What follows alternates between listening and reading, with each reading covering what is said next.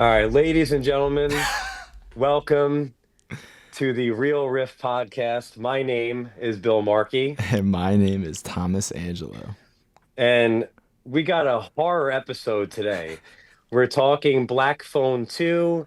I want to hear about a little bit about Tommy's Halloween Horror Nights Yeah, all the experience, YouTube viewers, you can see I got I'm rocking the merch. the official merch. Yeah. I have long legs merch on. And you got the Terrifier I glasses got the on. yep, I do. I got the Terrifier Wow, glasses the on. the audio viewers are really missing out on a lot today. They are, yeah, you audio dipshits. But and we're also going to discuss mainly Black Phone 2 and then segue that into a conversation about horror sequels. I'm really Since excited for that this, because I feel like my like niche for movies, I always tell my friends here at school, this is like obscure horror sequels. Like I'm that kid who's like seen all of the Friday 13th, all of Nightmare on Elm Street, all Texas Chainsaw Massacre films. Like I've seen yeah, everything. well, I'm excited to hear about which ones. Yeah, we're going to highlight them, talk about our favorites, maybe our top three. Mhm. But we're going to start it off. Let's start it off with your Halloween Horror Nights experience. Can you give Yeah. us a quick rundown of how that went? So it was really cool. So one of the main reasons I want like Universal, I've been plenty of times. The one in Orlando specifically, I didn't go to the Hollywood one. I haven't been to the Hollywood one, but my mom, my sister, and I, we love it. We love to go. We love the Halloween Horror Nights experience. I believe I've been 3 times, and this was definitely like the coolest one in terms of houses, in terms of like IP, because they have like I'd say they have like 5 IP houses that are based on like the intellectual properties that like really draw people in, and then they have 5 haunted houses that are based on like their own creative storytelling that they make up. Right. And so this year the IP was Terrifier, Jason Voorhees, WWE, specifically the Wyatt Six, which was really cool. It was Five Nights at Freddy's, which was insane. Like the Five Nights at Freddy's fans fucking showed up for this Mm, event. And then I believe the last one was it was Fallout. More specifically, right. the Fallout TV show, not so much the game. It was more so really heavily based on the Walton Goggins character of the Ghoul from Fallout. But those are the high P houses. There was the other like creative ones that they made, but it was a really cool experience. One of my favorite parts of it was the Terrifier house, which they kind of oversold this whole like wet path and dry path thing. Like it wasn't like there was 2 paths in the house. It was just at the end there was a giant scene where Art was like all the way up on this like ledge and he was like dancing, and then there was like bloodbath and like dry path. And the blood path was literally just a hallway where it just poured water on you. There was not even like a real like set piece or anything. It was just kind of stupid. It was right at the end of the house. But in terms of just the production design, the Terrifier house was crazy. I was the one thing I was a little disappointed on is they didn't recreate the shower scene from 3. And I Oh, thought that really would have like worked cool. You could have had the shower and the mist and him in the. They did have him in the Santa outfit, I will say, with the glasses. But the main scene that they recreated, the main two I'd say, was the from the first one where he like saws the girl in half. They had yep. that fully That's going, cool. and then they had the bathroom from the third one that Vicky's in, and they actually made it smell like shit. Oh, really? Like Oh, it where it she's like it smelled, she slices the dude. guy? Yeah, it smelled horrible. Yeah, you saw like the Oh, guys who walked in there. So they recreated loosely parts of 1, 2, and 3. They had the fun house from 2, okay. but it was like a weird kind of recreation. It wasn't like one for one. It was kind of like its own thing, but a recreation. What about the Clown Cafe? Yes, they did have that. They had him like opening the booth. Okay. They Ah, had yeah, they the had window. yeah, and Okay. he did like the wave. Oh, yeah, cool. But I was talking to someone there, and they were basically saying this guy was like he was in line with us. He was a former actor, and he was like, we're essentially just live animatronics because they are only allowed to do the same movement over and over again on a timer that's linked with the sound of the house, because it's Wow. just moving, so they don't really get to do their own thing like at like a Right. fright fest or like a local haunt. They are literally just live animatronics that just do the same movement over and over again. So Terrifier was great. Fallout was okay. Not much to really talk about there. I love the Fallout show and the games. Right, I know. It's kind of whatever. But The main two that I really liked were Five Nights at Freddy's and Jason. Other than that, because Five Nights at Freddy's, I kind of grew up with those games and like the lore behind them, and this was based on the Blumhouse movie, not the games, Mm. but it was still awesome. Like they recreated the animatronics. So like the first opening scene was them performing on a stage, and they look so real. I believe the Jim Henson Creature Shop like actually made the animatronics for the event. Oh, So really cool. It looked amazing. were Really there any fun. teases to the sequel in the house? Yeah, there was. Like at the end. And you know what? The end of Fallout House was a scene from season two. Oh, So they cool. all had teases. And then right at the end, there's a giant board that said like season two coming then. And then Five Nights at Freddy's has had Five Nights at Freddy's 2 coming whatever, December. I know it comes out in December. Soon. Yeah. Cool. Okay. But yeah, it was really cool. The best house though, other than Terrifier, was Jason. That just had the most put into it. It was really cool. Even the Wyatt Six house was pretty cool, but like I think you would have really got all the references Yeah. in As a, that. I mean, I have the Fiend right here for Yeah, those so they watching had visually. the house for the Wyatt Six was a different area for each of the six like monsters. The scariest one was like this doll house. Holy shit! I was getting like I don't know. It was called like Sally. No, Firefly. Yeah, the Firefly. Firefly Funhouse. Oh my It's god, his bro. version of Mr. Rogers' Playhouse, That essentially. was terrifying. That was terrifying. But Sounds like a cool experience. there's a lot of cool food based on all the things. Like I sent you like they had like the angel wings from Sienna, Terrifier, but Yeah. like Was there wings. any references to Sienna in the Terrifier house? Anything? Right at the end, they had her come out with his head, and she had the costume from two. I just got the chill bumps. You know how I feel about Sienna. I've got her Yeah, figure on my wall. I got the Funko scene. that was the Sienna's my only thing girl. with her though. That's an actress come out holding the head. But what was I cool was love the it. head was a prop that jumped out at you. So it was like Oh, she came out at the end as a little jump scare, but then the head moved towards you. It was cool. oh, It I know was we it. have to do Halloween Horror Nights Oh, one one year. year. This would have been the year, man, because this had everything that you like. But Don't they repeat houses from time to time they or no? do, they do, and you know what? Art was a big hit. Like they had an actor for Art walking around, and he had a mob of people following him, I could like imagine. a mob. But the actor was doing so many fun things. Like they had these different scare zones where Yeah. it's like you walk through, and one of them's called a club horror, and it was an actual DJ like DJing a club, and they had all these other actors dancing. It was more like a fun scare zone. But at Yeah. one point we were walking. I have a TikTok. I'm gonna send it to you. Art just popped up behind the DJ booth, and everyone went crazy, and he started dancing. It was so funny. That's really cool. But overall, it was a great experience. It really got me in the Halloween mood. But it really does connect to the sequel conversation today because they had a lot of Black Phone 2 I stuff would think there. so. And they actually, I might include when I edit this, I might include a picture. Me and my sister took a picture with the grabber in Oh, front of the cool. snowy phone booth. They had Oh, that set up. nice. So they had a lot of stuff So that he kind of was connect just today's episode. in the park. He was Yeah. just in the Yeah, park. he was near like the snowy phone booth. They were promoting the sequel. But even this like Terrifier that house was mostly based on Terrifier 3. They had all of the Friday the 13th sequels shown in the house. That's cool. Like there was a hallway you walk down, and they had each Jason from each of the movies, the different costumes jump out at you. Oh, really? Yeah, so like Oh, I that's think they dope. had Jason X, like the one I he was was like, from did they have space. Jason X? Yes, Yeah, they had Uber Jason, which was really cool. that's cool. But great experience overall. I can't Cool. complain. Well, are we ready to get into Black Phone 2? Yeah, let's hop right into it. All right, so I'll do the tail of the tape. We did see this unofficially as part of the Chicago Film Festival. Yeah, unofficially. We missed a movie when we were out there, and then we decided, fuck it, we're here. We saw Black Phone Yeah. 2. So this film, it did come out October 17th, so it's not even a month fresh. It's directed by Scott Derrickson, who also has done, most notably, Doctor Strange, Sinister, and one of my more recent favorites, The Gorge.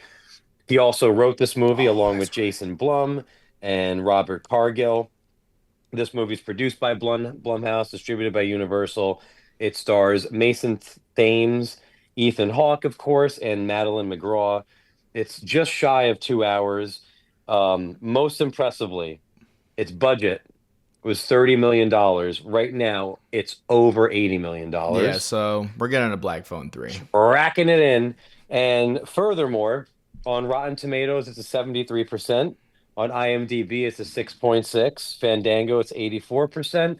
And Letterbox, it's a 3.2. So Ethan Hawke himself has said he wants to keep doing these things. I mean, there's a way, in my opinion, to make that happen. But anyway, we'll get into that. What did you think to start us off Yeah, with Black I Phone don't have 2? much to say about this film. I think you are much higher on this film than me. I enjoyed it. Listen, regardless of what anyone thinks, I think most of us can agree that this was one of those very unnecessary sequels. I mean, one could make an argument that every sequel is unnecessary to a certain extent. You know, when you look at certain franchises, obviously, if you want to bring in Star Wars or Harry Potter, I think those sequels are more necessary. But this feels very unnecessary because Black Phone 1 felt like a really great original film that had a great beginning, middle, and end to its story with all its characters. But it left enough open supernaturally wise to continue the story. The one thing I'll say is, even though I believe this is an unnecessary sequel, it at least is kind of goofy and fun. This to me isn't nearly as scary as the first one. I mean, if you've seen the trailer, you see that the grabber's on like ice skates. Which is directly from an old horror movie, and I can't think of what it is, where the curtains, I don't maybe? know, bro. I was Sorry. just thinking of fucking Batman and Robin. I think it's curtains, actually. There's a horror, chilling scene. Chillifying. Sorry, go That's a ahead. new fucking word. That's a new word. That was by accident. I kind of got freaked out because I heard a bang coming from downstairs when we started talking. That's why, for the somebody's hammering downstairs, Oh and for a god. moment, it kind of freaked me out. All right, sorry, go ahead. My favorite part of this film is Madeline McGraw. She kind of takes the protagonist role here. Yeah. She's great. I don't know why she isn't in more things. She is so good. This I love hearing her curse at people, even though I think some of the dialogue is pretty bad in this film. What did she Here, say? It's so catch or oh something. yeah, I was like, The that did not 80s, land. the 80s references are a bit You like know what? And shoved. I was watching it, Welcome to Derry last night, and some of the Yeah. dialogue in that is like they are definitely like nailing the time, but Yeah. like it's like, oh my god, it's hard to listen to sometimes. But anyways, I think this film was fun enough to justify its existence, and the performances are pretty great. There's some pretty cool filmmaking in this. Not even going on the spoilers, but involving a phone booth. There's some really cool cinematography that they achieve by Par M. Ekberg, I believe his name is. Really cool shit going on there. And what I thought was really interesting, I don't know if you know this, the editor, Louise Ford, she also edited all of Robert Eggers' films. So The Witch, Nosferatu, The Lighthouse, Northman? Northman, yeah. Literally all Oh, of them. So I thought that was kind of interesting. yeah. This is a person who obviously knows how to create a great film. I think Lighthouse is one of the best edited films ever. It's so good. Yeah, This God. I almost thought like this was like a perfect length. Like it was just like perfect length, goofy enough where it's like a goofy sequel.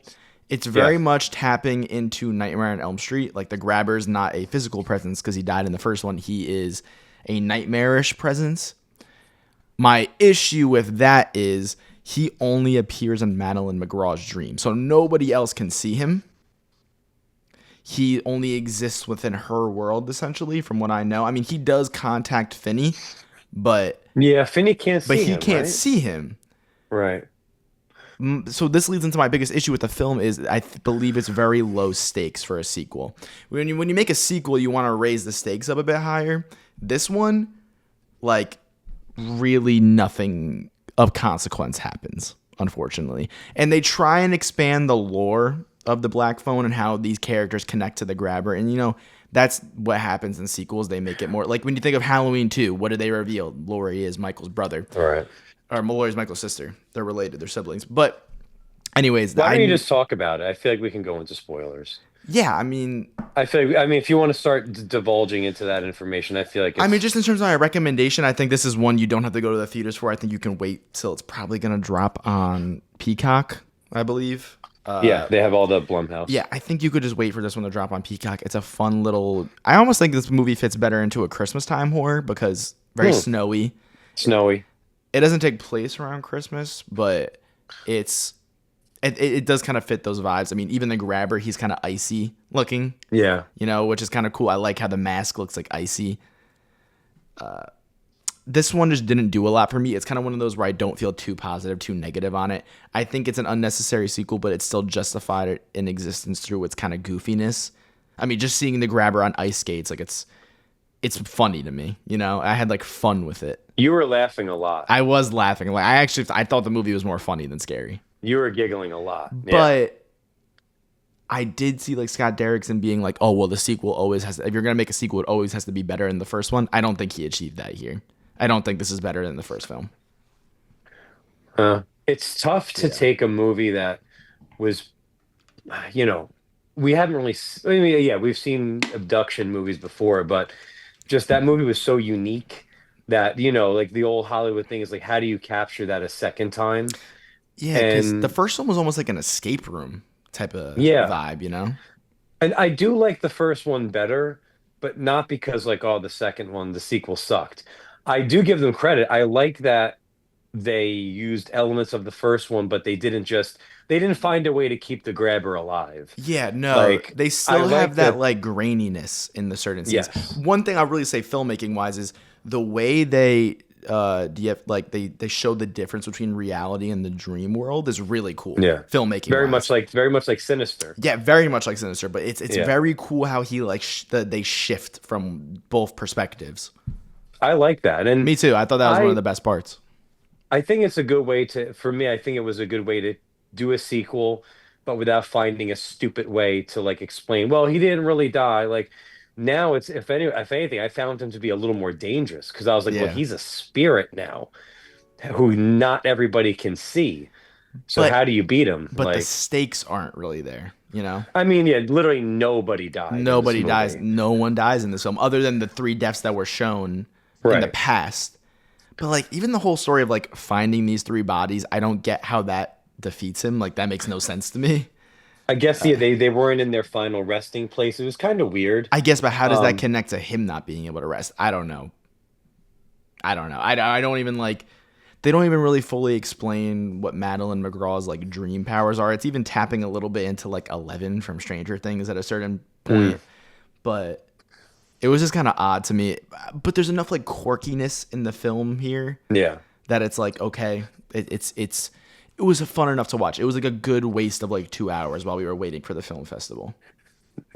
I don't say good waste, but I mean, I enjoyed the Nah, yeah, movie. that's the wrong word. Yeah. I enjoyed it, but I also like I don't know if I even like I probably won't ever really revisit this film. I would rather just revisit the first film. I can see myself introducing these movies to somebody who hasn't seen it before and being like, "Hey, babe, check these out." Like, Yeah. I want to watch the first one again, No, but me that too. will lead Me too. me, yeah. And the interesting thing is they didn't make, and this is what I think, this is why I like the sequel. This is why I think the sequel works, is because the first one was not made to set up a sequel. Like they base it off the book. They never said they were going to make a sequel. They just found a way to make it. I think, like, in my opinion, that actually helps certain sequels, like when you actually really didn't need it. Because the first Hmm. one, I feel like sometimes when you're trying to set up your universe, and we've seen Marvel do this. Like, hey, at the end of this movie, set up the universe, and then we never actually, like the Eternals, go back to that movie because it flopped. Or Tron Ares sets up another Tron, but it flopped. So now we'll never get that. No big deal. But like they weren't trying to say, let's do another one. That's what makes Batman Yeah, Begins. That's what makes like the Batman so good. that's what You could makes have yeah. stopped there, but a sequel could be done. That's what I do like about sequels. Yeah, I guess this one just feels kind of cash grabby to me, and in a sense, why I say that is because nothing, like, almost really nothing happens in this film. Like there isn't a lot of character growth for the characters. Like it's not like there's almost nothing changes from the end of the first film to the end of this film. Right. Yeah. It was just kind of an excuse. Like it, they found a way to bring the grabber back in a somewhat plausible way for this world, and then it was almost like they did nothing with it. Like by the end, there's no real change. There was no real consequence. Like, for example, like they have so many side characters in this film. Why couldn't these side characters die like normal slasher? Like you had those two, A couple. that couple that was like kind of an asshole to Madeline McGraw. What's her character's name? Gwen, right? I think so. So yeah, they were kind of an asshole to Gwen, and like their banter was good. And like to me, that's like your cannon fodder in a slasher. You know, in a slasher, you always have like your cannon fodder, even though this isn't a like a basic slasher type of film. Yeah. It's a bit more, but like why couldn't they like bite the dust? Like why couldn't we see the grabber do some cool dream shit? Like make it even more fun. You know, I feel like this film didn't reach the full potential of what it set up, and that's why to me it kind of feels like a little cash grabby.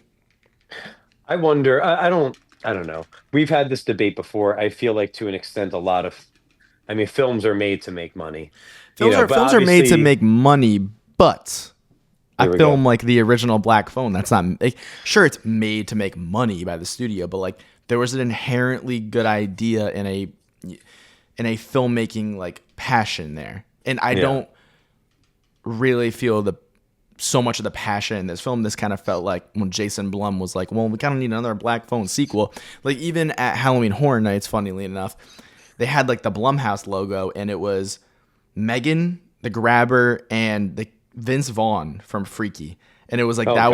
that was like their trio of like people representing Really? Blumhouse. And Have I you was like, seen Freaky? I've seen Freaky, but like I didn't. that's like it was almost like they're setting up the Grabber to be like Icon? a marketable icon, and to me that takes a really big piece of his horror away. You know, Hmm. like I don't see Chucky, Jason, Michael, Freddy as inherently scary beings because of how marketable they've become, and I think Right. the Grabbers with this film is being pushed into that territory, and that's why like things like Long Legs and like Nicolas Cage's performance in that film, like that's not a marketable thing. Like I don't think you're gonna buy like a Long Legs like action figure and like that's like a thing. Well, I know you would, It's but NECA or Trick or Treat Studios if they do it. but that doesn't exist, and I think that inherently makes him more scary. You know, Right. because he Yeah. exists outside of the marketable world, and I think that's why that's the interesting thing when we talk about horror sequels is the more that you make and the more that you market a character, I truly believe the less scary it becomes. So that is the tricky world of horror sequels, you know? Because when you like I'm not scared of Art the Clown anymore. I think he's a fun character and I love the ride with him in the movies, but he's not scary to me anymore. Like that fear factor is gone. Like even if Right. you want to have him killing kids, like it's not scary to me anymore. Like, I was laughing at the beginning of Terrifier 3. Me too. So it this is the tricky world of horror sequels. I wanna tackle the question like how do we make horror sequels but keep our characters scary? Let me touch on the marketing thing because I'm a big merchandise whore. I mean, as this table shows, I set up like a little Halloween thing. I've got figures and displays all over this fucking place. Yeah. Um, the thing with like the marketing thing, I mean, this is stuff you know, but I like it's also depends on like what the character looks like Hmm. and like can you sell this? Like, can you sell a figure of Nicolas Cage in basic clothing with white hair? Because collectors might buy it, but at the end of the day, like kids will see like an Art the Clown, not know him and want it because he's black and white and he's smiling. And a kid might even want it if they don't know what it is. Hmm. Like I wanted a Freddy figure when I was a kid, and I didn't know who Freddy was, but you see the colors, the claws, and all that stuff. So I do think it also is like it's just can we put this on the shelf and can we sell this? Yeah. You can sell the grabber, let's say, if they come out with his Trick or Treat Steals or NECA, I'll buy it. Yeah. I think the mask is sick. How many like this was the issue, just to go off beat for a second, with like Batman Returns and why they shifted to Batman Forever is because Batman Returns, the the aesthetic of the characters were not enough to push for toys. Mm. And they were also actually very creepy for kids when it's supposed to be a kids movie, supposed to be a kids film. But the look of them didn't sell well, so they said brighten it up, make them more animated looking, because we need to sell toys now. Because That's the McDonald's interesting almost thing. pulled their marketing from them. So like, I do think some of it is like I get what you're saying. Like on one end, as a fan, you're like I'm not scared of them anymore, but also too. I do think certain characters are just like, oh, we can just make that like it just looks appealing on the shelf, and kids might want like Yeah. a kid doesn't have to see the Alien movie or the Predator To want a to go xenomorph. like, Yeah. I want that toy. Yeah. Right. But if you actually like follow the timeline of horror sequels, let's take characters like Chucky, Freddy, and Art, right? Let's take those three characters. When you track their sequels, all of those original films are inherently really scary. Like the first Child's Play, the first Nightmare on Elm Street, the first Terrifier. They're all inherently actually scary films, right? Yeah, And let's look at the world where just the first film existed. I think people were more scared of those characters, right? I think so. Yeah, But art was way scarier in the yeah, first one. yes. Yeah, So when you want to market them and you go down the sequel pipeline, what usually happens? They become more comedic because if they become more comedic, people attach themselves to the characters more, and true. therefore they're gonna buy more product. That's And true. that's just the pipeline. But that is also why I'm such a fan of Chucky and Freddy. They become hilarious. Like I'm fans of them because I want to see them cracking their one-liners and killing people and having Right. fun. Same thing with Art. Obviously, Art's a silent character, but same thing. I just I want to see a horror sequel that can like maintain the originality of the character, you know? Right. I And think it depends on the type of character and story you're telling. that is also true. Yeah, hypothetically, this is not a good example, but like if you were to make Hereditary 2, a movie like that, Yeah. there's no way it's going to now become funny and campy. I'd be looking forward to seeing how are they going to make this as frightening as the first one because there's nothing about that movie that is about to get funny No. in the sequel. Not No, the no, her no. I you know what I mean? Like actually, sorry. Um the potential it sounds like it's going to happen. The Gladys movie, which is a prequel, but in order of weapons chronology, it'll be a sequel. I'm not worried about Gladys becoming funny. Like, I think that movie, I'm hoping that movie, maybe it may not disturb me, but I'm looking forward to it being scary. But I'm not worried about her becoming comedic. I don't we'll see. I think this might be a very interesting topic to return to when that eventual movie does release. Yeah. You know, Which Amy Madigan is being brought up. They're hoping for that Academy. There's a push. it's not gonna Uh, happen. But I know. It's gotta fucking hope so. no, I would be really shocked. Like if that can pull some sort of like substance thing, I just don't know if it has the thing about the substance and the Demi Moore thing. It was kind of like she just it was kind of like a return for her. So it was kind of you know what I mean. Yeah. I don't know. Hey, this is a return for Amy Madigan. She hasn't It's a been in a movie in a return, but while. I don't really see the conversation. I know, but we're going so off the beaten path from sequels. We haven't even done the Riff reading yet, but this is like what we need in Hollywood is we need I'm so glad to know that Sinners is going to be nominated for something. Oh, I was actually But watching Sinners on the plane back to I need to Chicago. rewatch it. Dude, it's But like so good. we need like weapons like cuz it should too in my opinion to fall into some categories. I'm so sick of like some of the routine movies always falling into we're going to save this for an Academy Awards conversation, Yeah. but still, I like think I'd I love to really see think that. Sinners has a Sinners is the most likely candidate that has a chance Yeah, I think so. for like technical awards. What about Michael B? Yeah, I don't think so either, but people are, you know. But What's let's say raining back to Black Phone 2. yeah. I just don't think there was enough here to justify its existence, but there's enough fun and quirkiness that I'm like, okay, I can get behind it. I'm just kind of disappointed that the grabber is becoming more of an icon character and not like inherently scary because you have Ethan Hawke, you have that magic, like it was scary. And in this one, he's just like, like I don't think he's scary in this film. I think he's on fucking ice skates, and I don't know. Somebody made a good joke on a podcast. I think I heard it. They said Pedro Pascal and Ethan Hawke are just somewhere having cigarettes, just cheering each other because Pedro with the Mandalorian doesn't have to take his helmet off. Yeah, What was Ethan Hawke? I'm sure he was, but the joke was Ethan Hawke even on set? Because he's in the mask. yeah, I don't So it's know. like, are they just like, get got him? Like, Ethan just had a new Richard Linklater movie release called Blue Moon. Did you see that? oh, I've heard of it, but I no, want to. I like I kind of didn't want see to it. check that out. Like that seems very interesting. Richard Linklater has like two movies coming out this year. Well, this Saturday I've got some. I know we're gonna do some recording, but I'm hopefully banging out a movie Maybe I'll go see that. Yeah, I'm gonna try and see Shelby Oaks and Springsteen this week. That's my goal. I But knocked those out. So what's your riff rating for the Black Phone 2? 6. I'm at a 7 because I gave Springsteen a 6 and I refused to tie it. Oh, sorry. Oh shit! Spoiler alert. Spoilers.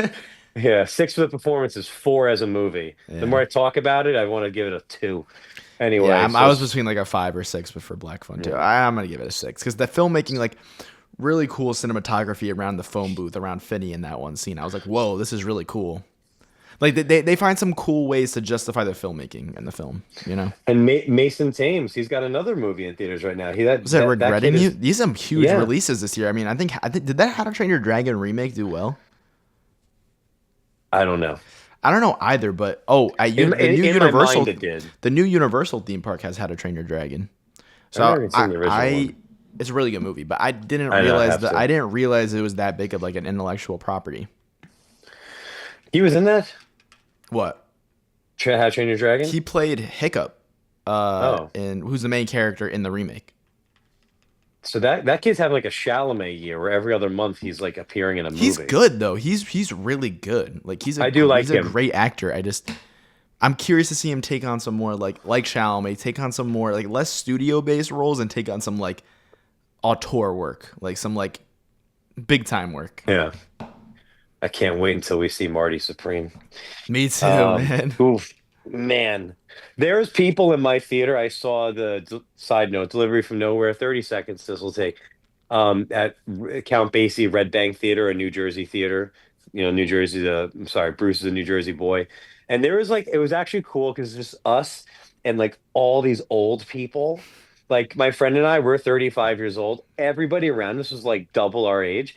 We're having like wine in the seats and Are whatnot. you After, serious? yeah, we had wine after some shows were over. Never seen this before. I feel like these old people don't go to the movies a lot, but I loved it.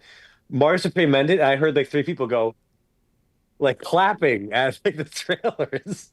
It was so cute. I was like, this Aw. is great. There was like 2 times the trailer It probably ended. excited them. Yeah, there were like 2 times the trailer ended. And they were like, I heard a couple like smatters. I was like, this is awesome. Yeah, But it's sick. all right, so let's get into horror sequels. Yeah, so I picked 3 sequels to talk about, and my metrics by this was I wanted to pick a modern horror sequel, something modern that I really like. I wanted to pick my personal favorite, and then I Mhm. wanted to pick a horror sequel that I believe is actually better than the original film. Can I ask you a So question? those were the 3 metrics. What's up? Is it okay if does it have to be? I should have asked this before we started fucking recording. Is it okay if it's like horror slash sci-fi, or do Oh you want just yeah, that's okay? yeah. I mean, like I feel like an easy pick is like Aliens, like Well, I James have Cameron's Aliens. aliens like Yeah, as a shout out. yeah. I mean, I would even suggest this more of an action film, but it's still horror adjacent. Okay. Now, do you want to trade off one and one? Like you go, I go, you go, Yeah, I go, you go, we I could go. do that. I think you may Okay. have more than me. I mean, I just picked 3 that I have a good knowledge about that I could talk about, but I will narrow it down to three. I do have some shout outs, but I'm going to go with three. okay, dope. Um, I'm going to first shout out if for anybody who's watching visually the movie that's playing behind me, the flashing lights. I've got there's Lauren Lavera. I have Terrifier 2 on in the background here. So, and I got my little Terrifier 2. Can you see it? The Funko set. Move more, yeah, a little bit. There you go. Yeah, okay, okay, okay, okay. So Sienna and Art beating the shit out of each other. I love the Terrifier series. I really have you to thank. Like Mm-hmm. you, I mean, I knew they existed, but I never, and not, I definitely put you onto that. oh yeah, and nothing, it's not like I had anything against the series. I just didn't do it. Yeah. And then I went from that to like, you even said one day, you're like, you really went full blown with this. Like last year I was Art for Halloween. I have a picture with me and David Howard Thornton and the girl who plays the pale girl. Like I've become like obsessed because I dive into everything like a lunatic. No, And you become what you like, you know. I know. And Terrifier 2, I think, is just it's strong. It's a long fucking movie, but Mm. for a horror, it's like over 2 hours. But it's fun. I agree. It does go from like the first one is creepy with some funny shit in it, but the second one gets very But comical. you know But what what? I It still retains a very sadistic element. Like the bedroom sequence in Terrifier 2 Alley is absolutely fucking sadistic. and I was just seeing what scene it was on. And the thing that like I love about Terrifier 2 more than anything, Damien Leone created a strong final girl, somebody who can actually legit stand up to art. She's not just going to run away, and she's going to make it. You could tell they're building. He was building this. Are we good on the audio? Okay. And he was really building a feud amongst them. And like somebody who could take him on with this mythology. He wasn't just like, here she is, she's gonna take him on, she's gonna run from him. He's building a story that's continuing to evolve around Sienna. And I happen to love Lauren Lavera. That was one of the main reasons why I love Terrifier 2, is the introduction of this strong female heroine that is like they're building a mythology around, Hmm. and they continue it in Terrifier 3. But it's I mean I like it also too for basic reasons. It's bloody, it's fun, it's fucking crazy, and I like seeing, and rightfully so, the money. Like how the studio went, we know we gave you this much for Terrifier 1, it worked. Let's give you this much for Terrifier 2. Like I enjoy that you can see like the actual investment being made and how they believed in Damien and David Howard Thornton and everybody. Also, too, I happened months ago, I happened to go to the club where they filmed the scene where Sienna's partying and like before the end. Where in New Jersey is that? It's called QXT in Newark. And I was sending you pictures and videos You from it. I were, was like, you were. That was really this is cool. a this is a fucking club. And like I like seeing Abracadabra, which is a costume store, special effects in New York City. But yeah, I mean, Terrifier 2 just works for me. Like I like this. I like that they went, and I'm going to shut up in a second. What you said the Black Phone 2 issues were, I feel like Terrifier 2 didn't run into that. They're like, Agreed. how do we continue this story but make it work, make it fun, not just make it a cash grab, like, but actually like make it make sense and introduce the element of Sienna, Yeah. which now sets us up for a third and eventually a fourth. So that's why Terrifier 2 for me is maybe my all-time favorite horror sequel, not just in my top three. So this is why I thought our list was going to be interesting. For my modern horror sequel pick, I actually put Terrifier 3. And the Oh, reason I did that is because I think it is the more what is the right word for this? It's the more refined sequel. You know? mm, I think Terrifier 2 is a little bit balls to the wall, like experiments, you know? yeah. Because I'm pretty sure it was a Kickstarter film. I And believe so. Damien Leone was still selling flowers in the back of a van, like yeah, during the filming, the writing of that. to me, Terrifier 3 is the more refined sequel. And I'm a little bit biased because I really like Christmas horror. Me And too. obviously, Terrifier 3 is a Christmas horror film. And it actually riffs a lot from Black Christmas, which is one of my favorite films of all time. Really? Yeah, I love the original Black Christmas. I watch it Mm, every year at Christmas time. It is one of my all-time favorite horror films. that's funny. And what I really love about Terrifier 3 is the way it continues the story in a natural way. Like you still get Lauren LeBaron. I think her performance is even better in 3. I think it's more refined. I agree. And I think it's obviously it's a bit shorter than 2 cuz 2 is a big one.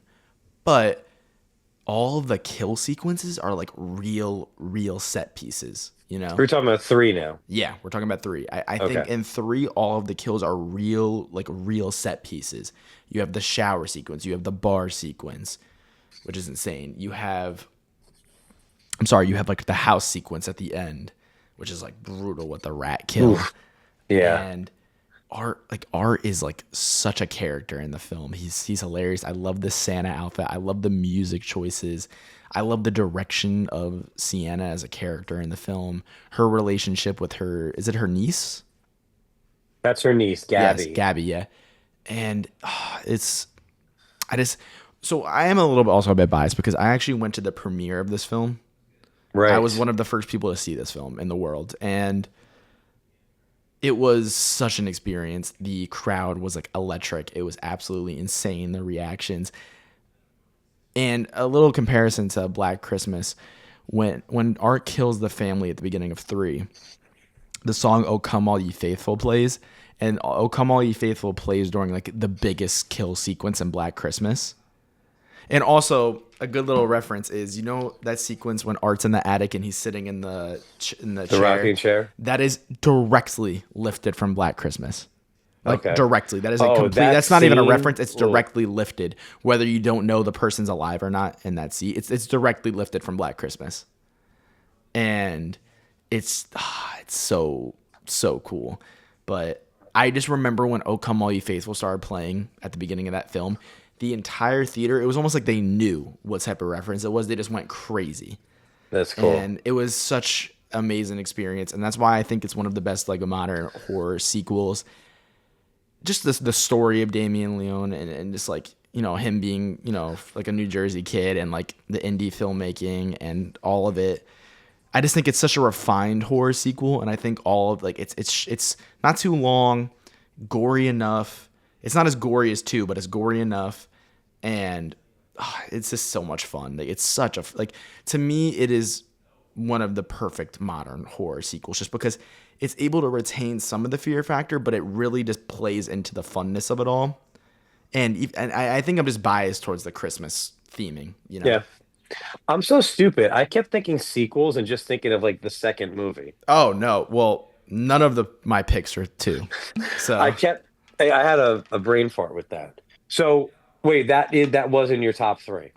So this is not like this is in no particular order. It was just the metric Oh, of okay. like I wanted a modern pick on here. I wanted a personal favorite, and I wanted one that I think is better than the original. Those were the three metrics I was like thinking by. Gotcha. I didn't create metrics. It would have could have been a good idea. Um, I'm gonna get into one of my favorite movies. That's why I asked about the sci-fi element. From one of my favorite franchises. So a movie that like has stuck with me over the years is 10 Cloverfield Lane. Cloverfield, I think I want to say I'm the biggest Cloverfield fan. You That's you probably on the might face of be the the earth. only fan of Cloverfield Paradox on planet Earth. I mean, no, Paradox is not good, but like I love Cloverfield. I've always Yeah. said if I hit the lotto, the first thing I'm doing is buying the $1,200 Cloverfield figure, which is I so hard to find. Sorry to interrupt. But I Um, just I remember during one of our like sessions when we were working out, like yeah. this is around when I first met you. I think the entire session you just gushed about the Cloverfield marketing. Like you didn't shut up about it for like an So hour. good. It's so good. But Cloverfield is such a strong movie. And that actually, if I had to pick a movie where the sequel is honors the first one, like to me, that's great. Because Cloverfield and 10 Cloverfield Lane, I'm biased to Cloverfield. I just love that movie. Hmm. But like Cloverfield Lane is a strong sequel that doesn't like it works. Yeah. Granted, we figure out how it works by the time we get to Paradox, so it's a little sneaky. But and the ending is even like a little but I love that movie. I remember being in the theater whenever that was, 2015. I don't remember. I don't know, 2018. It's been a while. Hmm. But and just like grabbing my seats. Like John Goodman's performance is unnerving. The scene at the dinner table where him, Mary Beth Winston, what's Winstead, Winberg? I think. Winstead. And can't think of the other guy's name. It's killing me. I think his last name is Glover. But they're all at the table, and there's just a tense feeling. Like in the Oh my theater, god. my heart was thumping. The way that Goodman puts you on edge, the mystery, is he That lying? gunshot. Oh my god. Oh my God, the gunshot was one of my biggest jump scares maybe ever. And you see the gun for like 2 seconds, but you're still like, what? Oh, it's a gun. But just like and at the end, he becomes like a monster. Half his face gets burned. He's like charging after. He looks like he's walking It's like a almost like more a zombie. symbolic, kind of Yes. like transformation. But again, like 10 Cloverfield Lane, like what a unique sequel. It's a very Yes. unique sequel where it's like it is a sequel, but it is kind of different.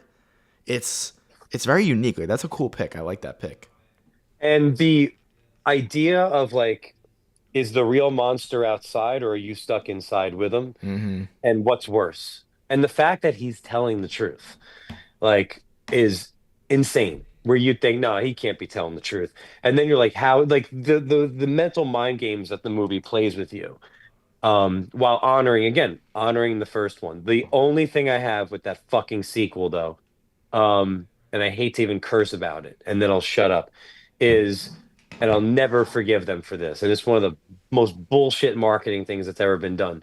We find out, spoiler alert, at the end of 10 Cloverfield Lane, she's looking up at the house and a spaceship comes out and starts chasing her. In the marketing, they never show the spaceship, but they edit the Cloverfield monster roar from Cloverfield 1. So I thought, I'm like, here Oh, he I didn't comes. even know that. I was gonna see like, here he comes, and his big head comes out, and he's fucking, or another version. And I'm like, I hear, I'm like, that's not the fucking monster roar. And a spaceship comes out. And I was like, the fuck is this? It's funny. I know Um, I've seen Cloverfield and 10 Cloverfield Lane, but I never watched Paradox, so I don't even understand. Paradox explains it. Yeah, I And know. you get a scene in Paradox when you're like, that. But the 10 Cloverfield Lane marketing edited the roar of the Cloverfield Do you think monster that was just to in. attract fans of the first one to go see it? Fuck yeah. Yeah. Yeah, I was gonna see it anyway. But like, But that, that isn't what I would like say is a cash grab because the idea is so unique on its own. Like it's not really about Cloverfield. It's like its own thing. So it's yeah. there was enough passion to make that story. Well, they originally weren't filming the Cloverfield movie. They were making this movie and they decided we can make this into a Cloverfield movie. So And do the you, do you think do actors, you think that takes away from it at all? not if they make it work. Mm. And the actors weren't even that aware of what they were making. Like the movie apparently had a different title, all this shit. But Wow. like supposedly, and not like a working title, like where they do it on purpose, like a different title Mm. completely. And I don't think it takes away if they made it work. If Yeah. you make it work, then sure. But that's my second pick. If I'm filling in the category of yours on my end, a sequel that, works, 10 Well, do Cloverfield you Lane. think it's better than the original? No. Okay. Only because, well, okay, let me take that back. Do I think it's a better movie, better acting? Absolutely. Better suspense? Yeah, actually, That's I all. do That's all I probably. was asking. Do you think as a movie it's better than the original? Yes. Okay. I just love the first one It's your better because yeah. it's It's your personal like favorite. 70 minutes, monster attacks the city. This is going to sound fucked up. It hit home a bit because very 9/11-y looking. It Mm. was only 7 years after 9/11, if that. It So was '08. I Oh, eight, I believe. Mm. Yeah. The first one, I love more, but the second one's the better movie. Gotcha. Okay. Yeah. I'm like yelling about Cloverfield. Sorry. Like screaming. So for my pick for like my personal one of my personal favorite horror sequels, it's Nightmare on Elm Street 3 Dream Warriors. I know people love that movie. Oh, dude, it is so much fun. Like if there is a fun horror sequel, but retaining the scariness of Freddy, it does a pretty good job. If I can give it any sort of credit, is it perfectly balances the tone of horror and comedy, because especially with 3, this is when Freddy starts doing a lot of one-liners. Like he Mhm. pops out of a TV and he's like, "Welcome to prime time, bitch." Like he, Oh, yeah. Oh, yeah, like yeah. that's in Dream Warriors. But it's such a cool concept is they give the characters the ability to fight back against Freddy. And I think that's such a unique concept. It's also a direct sequel to the first one because Nightmare on Elm Street 2 Freddy's Revenge is its own story with Mhm. its own characters, but they bring back Nancy from the first one in 3. So I like that it's a direct sequel to the first one.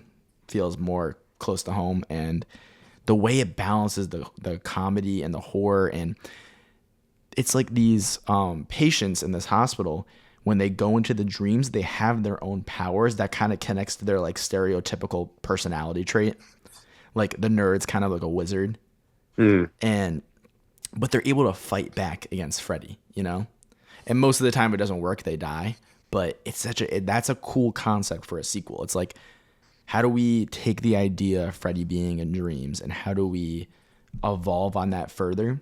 Because in the original and even in 2, when they're in the dreams, they're just running from Freddy, right? It's kind of the same thing. So it's like, how do we rejuvenate some life into the franchise? Oh, what if they have the ability to fight back in dreams? Because if you think about dreams as a concept, it's like you control your dreams, right? Like we are in some way the author of our dreams. It's our brain. So Yeah, but how we don't really, that's why we have weird dreams like it, crabs tap dancing with top hats and stuff, yeah, exactly. But it was like, how do we elevate that concept a little bit more? Because it makes sense that we can, in some sense, control our dreams because it's our brain. Even though in real life we don't really control our dreams, Well, it that's what makes a certain amount sorry. of sense. That's what Inception's based off of, the lucid dream, where Mm-hmm. you're actually dreaming and you can control what you do, but you can't control the outcome. So you can decide I'm going to open this door, Mm-hmm. but you Mm-hmm. can't control what's on the other side of the door. Yeah. That's what they consider a lucid dream. Sorry, go ahead. That was But pointless. even when it comes to the Nightmare on Elm Street films, like the other ones, I'm just really not a big fan of. Like Dream Master, Dream Child, and if I had to really pick another one that I like, it'd probably be Wes Craven's New Nightmare. That Okay. one, that one, Excuse me. that one's kind of cool. But like the other ones, it just gets a little too campy. But this one, I think, perfectly strikes a balance in tone between the comedy and the horror of Freddy. Just like I would say, like Bride of Chucky perfectly balances the comedy and the horror of Chucky.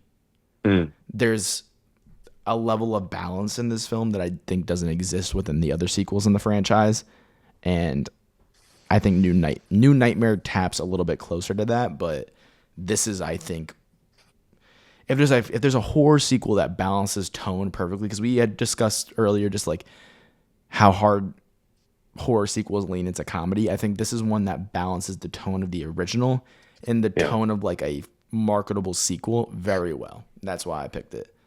Okay. Um, I'm gonna give a couple shout outs before I get because we're Yeah, gonna go go like ahead. top three. Yeah. Let me just give a couple quick shout outs. So I think Smile too, even though Mm, I think it works for me. It's a little silly. It doesn't progress the story too much. What I that's love my about main issue Smile, with the yeah. it doesn't. But what I do love about Smile too is I am so intrigued to see how they're gonna set up Smile 3. Now that everybody has seen this fucking thing, like 20,000 people, I want to That's see what right. happens. Yeah. Talk about a great opening So scene too. great open. Oh, wait, what was the opening Kyle scene? with Gallner, and he's in Yes. that house. Great Yeah, scene. Great scene. so Smile 2. tense. It's also a Um, really fucking scary movie. It's just actually scary. it fucking frightens me. The There's a scene in the scene, car where the camera's going back and forth between the two of them. the scene where she's seeing her younger version of herself on the ceiling and the eyes are dilating. I actually have like chill bumps right now. I should probably should put Smile 2 on my top three, but it's not. Um, Aliens, naturally, we said that movie speaks for itself. Hmm. Even I gotta say, Paranormal Activity 2 at the time scared the fucking daylights out of me. I'm also a bitch. Yeah. So like, Paranormal Activity frightened me. When I saw Paranormal in theaters, I was like 19 years old and like pulsing in my seat. Oh my Um, gosh. that's just a few shout outs. I know you're going to get deeper into this shit than I am. I will say though, a movie that has stood out to me, and I'm putting it in my top three. Um, Again, it hinges so much on a performance, Mm. but I love the look of this movie, the way it looks. It's like Midsummer. You're like, oh look, it looks pleasant, and then there's all this horror going on. So for me, like I have to go with Pearl. Um, I Ooh, that's a great pick. I just love one, the performance, Mia Goth. Two, I think David Cornsweet fucking rules in that movie. I love what the Yeah. mother does, that actress, whoever she is, and just the idea of like it looks like the Wizard of It's Oz. Technicolor. Like Yeah. it's there you go. It's bright, the colors are loud, it's beautiful, and then like it takes a while to get there. You're seeing her do fucked up shit like kill a chicken egg or stab a duck Yeah. or just make out with a scarecrow and all these things until when is it coming? When is it coming? And you're kind of like on her side for a moment, because she's being abused, her mother's telling her no. But then like when she snaps, and then naturally that ending credit scene where she improvised that smile that goes on and on. That's when I was like, I hate to go the superhero route, but I'm like, please cast her as Harley Quinn when it's time to recast this character. Like that movie made me Mm. love like Mia Goth. And it's the performance. It's a simple movie. It's quick. It's easy to get behind. And I love visually. And like when you see the blood splatter in that film, like when she's chopping up her cousin or whoever that is, and just the grossness of it, that pig rotting like on the porch, that the bodies decaying, like again, the blood, the squeezing of the fucking egg. There's just this grossness to a movie that actually looks so beautiful. Um, and like the heart, even the fucked up shit, her bathing in front of her dad. Like there's so many things like, oh. And then when they deliver the horror, you're like, oh, Jesus. Like it just the visual disgustingness of that movie in a good way keeps getting worse and worse and worse and worse. And it complements X. X? Yeah, it complements X really well. Yeah, So I I think was gonna like, say, what an interesting a franchise because I love X as a movie. I think Pearl's a great sequel, and then I think Maxine's a very disappointing sequel. So it's like yeah. it's a weird world, of movies. Yeah, so I have to go. I've got a thing of Mia Goth on my wall, like right Of next to Pearl, Lauren right? Lavera. Yeah, Yeah. I have her as right next to Sienna from Terrifier. So I had to go with her. Like that performance, even like the iconic, one more thing, the iconic look of a character, Pearl, you think of the dress and the axe. Like Sienna, again, like you think of the wings, like the golden warrior outfit. Like I like that I can just identify these characters, like the non-obvious ones. Like Michael Myers, Art the Clown. I love that these movies have their girls too, nonetheless. And I love like these just fucking these looks they have. Like I immediately know who Pearl is. The overalls, the hair back, the way she kills corn sweat. Like I love the way that that movie looks and the way it makes you feel too. Yeah. That's Yeah. like I like that pick. I think Hmm. I almost would argue Pearl may be better than X. I think so. I would go with Pearl over X. If somebody's like, give I me think like I'd rather rewatch Pearl than X. yeah. When I rewatch them, I've rewatched them a couple times. Pearl's always the one where I'm like, okay, now here we go. Yeah, because it's the Mia Goth show, and that's what I want to see more of Mia Goth I like that. I in like the that. filmmaking in that one too. Yeah, even the way it opens, like the right, and like the way it closes. I love how they try to create this Pleasantville vibe in the most disgusting, fucked up, mentally traumatic like story. Yeah. Agreed. Yeah.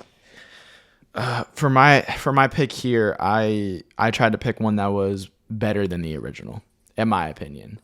Mm, And it's kind of in line with Nightmare on Elm Street. It's Friday the 13th, the final chapter, which is the fourth mm. film, so clearly it wasn't the final chapter. Right. But Jesus Christ. but one of my favorite things about this film is it just feels like a classic Jason film. And so Jason gets his hockey mask in the third one, but I think this is where he like looks the most iconic. Like when I think of Jason, I think of Jason from the final chapter. And what I love about this film is so 4, 5, and 6, they all center around Tommy Jarvis as a character. And but what I like about this film is Corey Feldman as a child plays Tommy Jarvis.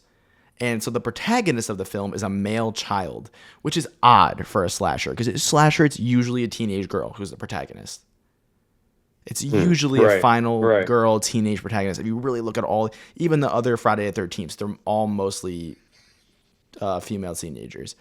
You get the perspective of like a young child in this film, and so it ups the stakes a little bit more. You still have the cannon fodder teenagers who are there for the ultimate like slasher kills, which the kills in this film are fucking awesome. And to me, they're the most iconic like Friday the 13th kills because they're not too crazy, but like they're like enough. And the soundtrack in this film is so good. Like when I think of classic Friday the 13th soundtrack, I think of the final chapter. Like everything about this film is so classic, and that's why I think it just rises above the original in a lot of ways. Like to me, this is like the Jason film. Like this is the iconic Jason film. I think people would argue Jason Lives, the sixth one, is more so that. But what I like about this film is how it kind of turns the protagonist of a slasher film on its head, and it's like you're following like a young child, and there's a lot of comedy in it too. Like there's a scene of Corey Feldman looking out the window watching like a guy and a girl teenager like making out, and he's like He's like making faces and everything, and it's Yeah, so you can like relate to him and like find it funny, but at the same time he's a kid and you're like, oh shit, like he's in danger, you know. yeah. So it adds a level of stakes that I think some of the other films are missing, and it just feels like a classic adventure. I don't know the best. Like that's the best way I can describe it. Is it feels like a classic Jason adventure with a lot more stakes because the protagonist of the film is a child, and Interesting. I Yeah. think that's a unique take for a slasher film. Like, can you imagine a Terrifier film, but it's a child protagonist? It's a kid. I'm trying to think of other It horror makes it a movies lot that do scarier. that. Yeah. There's not many. There's not many. I mean, you could argue like, most recently like Alex and Weapons, Alex. but Yeah, I was thinking about that is Alex. only a portion of the film. But Yeah. and But he is the reason why the day gets saved. yeah, and actually Corey Feldman is the reason why the day gets saved at the Yeah. end of Friday the 13th, Yeah. I said there's final not many chapter. of them like that. Yeah. So I like that unique take on it, and Oh, that's why I wait think a it minute, wait a rises minute. above Wait. it. Black phone. That We're that leaving out that is we're that is leaving very true. That is very each true. movie is children versus him. So Yeah, still, like we're leaving that out. but would we argue that the Black Phone's like a slasher? Not really, because it's like following just solely him. Yeah. Because Yeah, I in the would say it's a final chapter, slasher. it's like two houses. It's like you have Corey Feldman and I believe his sister in the house and his parents, and then you have the other house at the summer camp, which is full of all the teenagers who are like the cannon fodder that Jason's killing. Gotcha. Okay. So it just feels like a classic-y slasher with the added stakes of a child protagonist, which Yeah. that's why I think it just rises above that first film a little bit. Okay. Okay. And I know what's one other movie I wanted to give a shout out Yeah, go to. ahead. It only became a sequel because M. Night Shyamalan decided to do a little Uh, something with Unbreakable. Split to me, I would say, because I count that as a horror movie. Like Split was a very strong sequel. You technically because now it goes Unbreakable, Split, Glass. Like I love that. Again, talk about like a one person show. yeah. McAvoy in that movie. Just wanted to shout that out. But coming off this conversation, yeah, Smile too. Even though it doesn't do much for the story, It's scary. what a fucking scare. That movie scared the shit out of me I in saw that theaters. in an almost empty theater, and I was like kind of frightened. And it takes a lot to really frighten me. Yeah, I get But the chill there bumps were thinking certain about it. scenes and filmmaking choices that really got under my skin, and I think. But also thinking about Split, this just came into my mind. You could almost compare those movies to the Cloverfield series, where it's like you have that classic original movie, and then you have a Yeah, sequel that's like a little odd, that's like not a full sequel, but it's still in the same universe. right. And then you have the third film, which is like very lore heavy. And just brings it down. Yeah, I But find it unique that you can kind of compare those films. that's true. Tell you once this podcast will hear it first. I will scream at the top of my lungs, Yeah, and I will do 100 straight push-ups on this podcast the day that they finally announce the release date for Cloverfield 4. never Um, happening, dude. it is going to happen. They've announced it years ago. It's gonna, you know, what it's gonna be. Yeah. It's gonna be like December 1st. They're gonna be like coming out in February because that's what they did with the other ones. They told you like a week before its Well, release. didn't Paradox just come out the night of? The night of, it was a Yeah. Super Bowl trailer. I yelled at my grandfather to shut the fuck up. He ended up dying like 7 months later. But he was like talking, rest in peace, Oh my Pop. god. He was talking like during the fuck this hat. He was talking like during the trailer, and I'm like, stop. Because it was during the Super Bowl. I'm like, Pop, shut up. I was like, wait. And they said like Cloverfield Paradox tonight on Netflix. And I was like, and even Yeah. Cloverfield trailer drops 2 months later. Here's the movie. Cloverfield Lane trailer drops like it was like 6 weeks later. So I'm hoping because they announced this fucking movie like 3.5 years ago that we're going somewhere.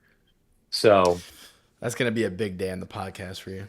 that I screamed when my buddy told me Cloverfield 4 is official. I went, like when they finally say there here's the release date, it's coming. We're putting good Dude, things out you into the might be the universe. biggest Cloverfield fan in existence. Probably. I'm obsessed with Cloverfield. You really are. You might be. Cloverfield fans, stand up. Let me hear you in the comments, you son of a bitches. So that parasite scene where they look up and those things are crawling, yeah. And my skin crawls every time. I love showing people that movie. It's 70 minutes. We're in and out, Wow, like, or that is 72, true. whatever. So also too, I think we talked about this. By roughly the year's end, we'll have a discussion about, because this has been another big year for horror. Even We'll have box another, office wise, like a huge yeah, year. we'll have another. 2024 was big, but 2025 was just a A huge. little even bigger, I'd argue. Yeah. So I think like one of our year-end reviews is, I think we'll talk all films, but I think horror deserves its own podcast. I I could definitely agree upon that. Yeah. So I'd be curious in the comments section, wherever this, well, anywhere this gets posted, of course, or the Hmm. clips, for you guys to share your favorite horror sequels or just in general your favorite horror movies, Yeah, performances. Yeah. I would want So to see you guys as like top three horror sequels. yeah, I would love that. Yeah. So, All all right, right. Well, happy Halloween, everybody. happy When is this getting Halloween. posted? Is it getting posted for I Halloween? could post this one on Halloween. I think it's very Halloween centric. Yeah. Okay. All right. Well, don't forget, everybody, to like, subscribe, share, comment, review, all of it. Just do it all while you're looking for razor blades and asbestos in your candy. There So, but make our priority first. Thank you, you go. everybody. Thank you. Happy Halloween, everybody. Be Happy well. Halloween.